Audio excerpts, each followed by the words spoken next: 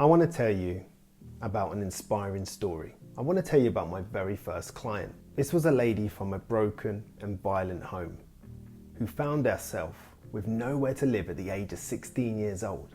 It wasn't long until she found herself in a relationship with a person who ended up being a narcissist. After some time together, she ended up falling pregnant. They stayed together and went on to have 4 children in total.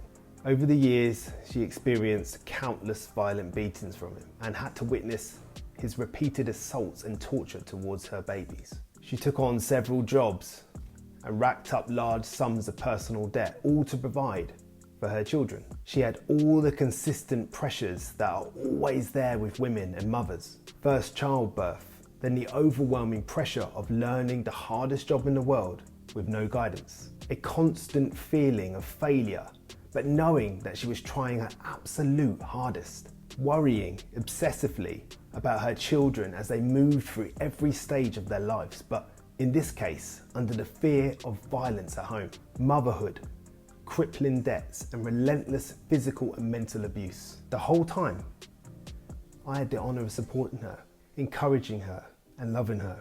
My first client was my mother. She once called me her little life coach. From as early as 8 years old, I went to work with her in the evening cleaning jobs that she got, and I accompanied her as she took her children on the bus to pay the rent, the gas, the electric, and the poll tax at the time.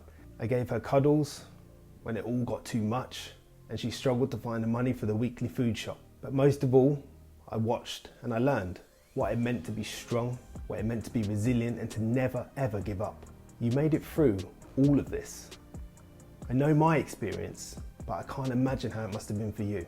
My mother called me her life coach, but I would argue that she was mine. Thank you, Mum. Life may not be perfect, but now you're safe, you're loved, and you're worthy. It's your birthday this week.